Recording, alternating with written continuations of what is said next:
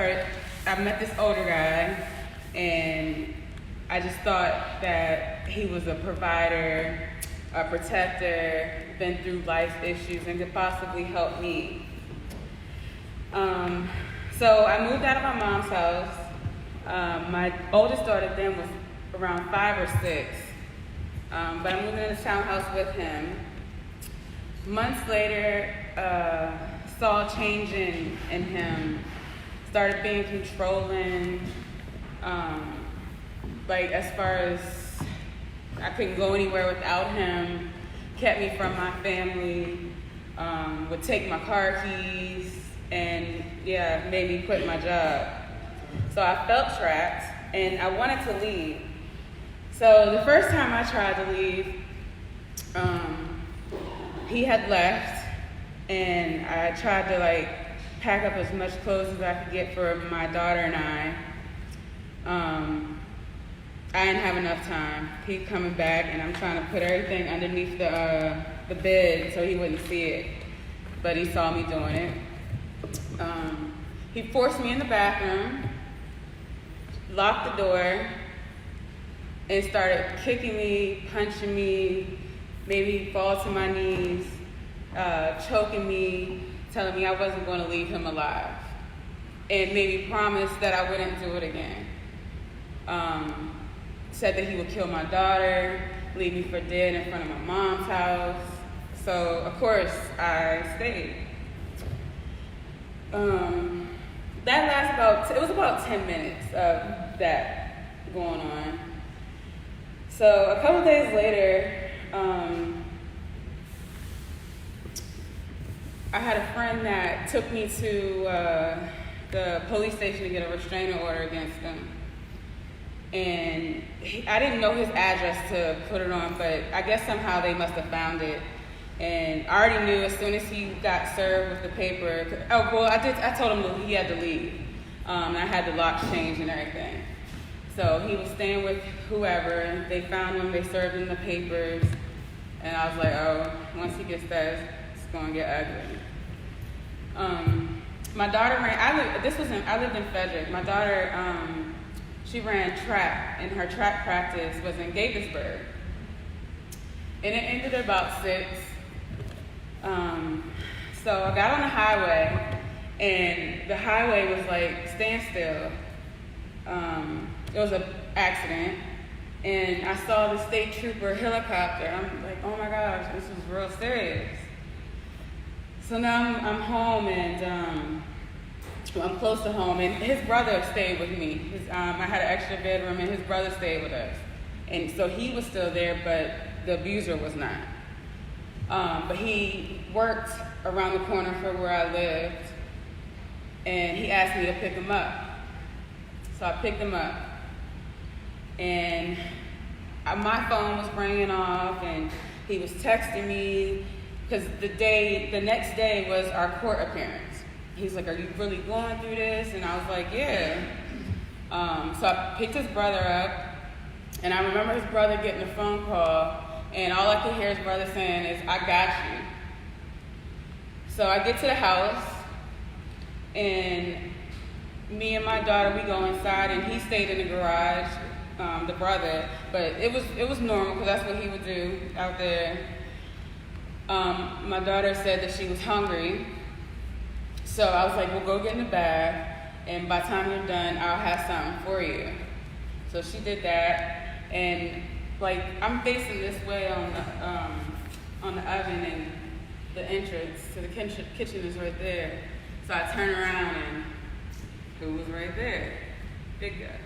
So he was older. He was about 6'4", weighing about 300, very muscular. So, I was asking him, I was like, why are you here? How did you get in? And me in my head thinking, I was like, okay, so he's really going to do something, because I said I was going to go to court. So I went over to my house phone, noticed that all the cords were cut. I was like, okay. I couldn't find my cell phone. I was like, all right, it's really about to happen. All I remember after that is him launching at me, and then I was knocked out. I don't know how long at this time. But when I woke up, I couldn't see. Blood was just everywhere. And I was like screaming and yelling for his brother who was there. And then my daughter was upstairs. And I tried to run upstairs to, get her. And he caught me. Took me downstairs into like where the room where like the hot water tank and stuff is. Hog-tied me. Put cloth in my mouth and put tape over top of it. Left me in there I stayed in there for about maybe 20 minutes that I can remember. And I heard him pacing back and forth upstairs.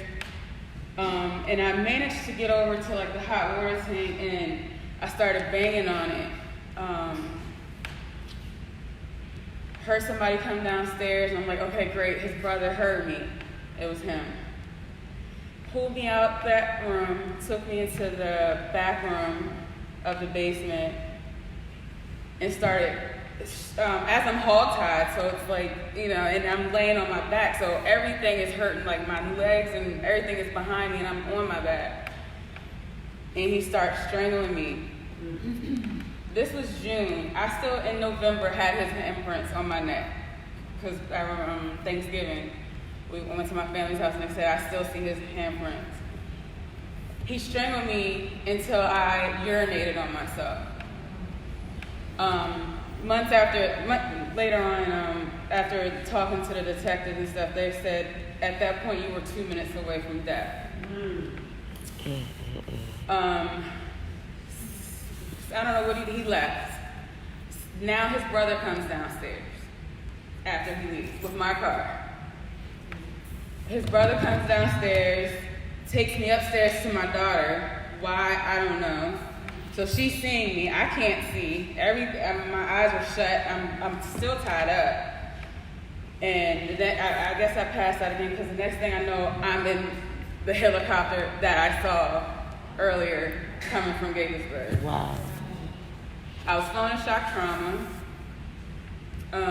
went in a coma.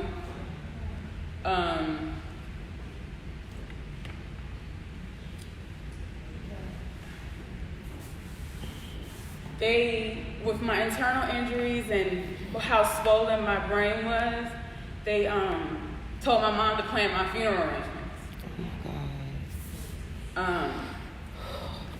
Days later, I woke up.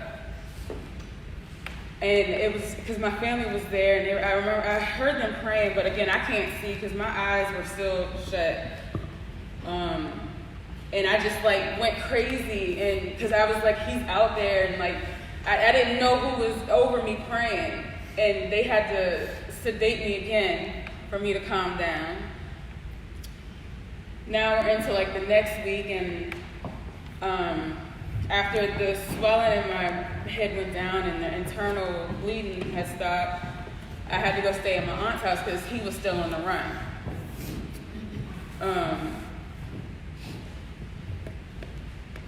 Months later, then turns a year, they find him in Florida. He had beat up another girl. He was extradited up here. We went to court. They asked me to either say something or write something. I wasn't gonna say nothing to him. So I wrote, and really I just wanted to know, like, why'd you do it? And then they asked him, did he have a statement? He said an eye for an eye. I was maybe 24 at this time, had no idea what that meant. I was like, Mom, what is he talking about, an eye for an eye? I'm like, what? And I guess basically I did something to him and that was a get back, I guess, I don't know. He got served, or he was given 12 years, he did 6, he is out. The whole time he was in jail, he was still writing me letters. Well, actually, I'm gonna go back. When he was on the run, he was still trying to get in contact with me, saying I needed to send him money because it's my fault that he's on the run.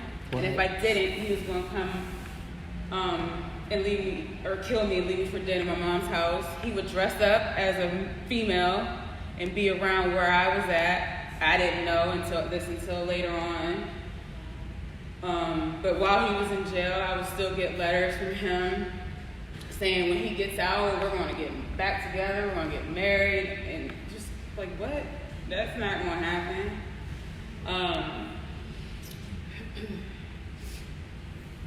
So yeah, he's out. I met him through a good friend of mine, which is his sister. Yeah, I still talk to them. It's kind of weird. But his sister just became a pastor at a church by me, and she said she wanted to have everybody come. I went to the first one, and she's like, come back next Sunday. And there was something in me that said, I don't know, maybe I was doing something.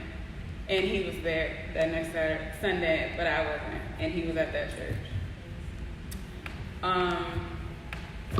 That's my story.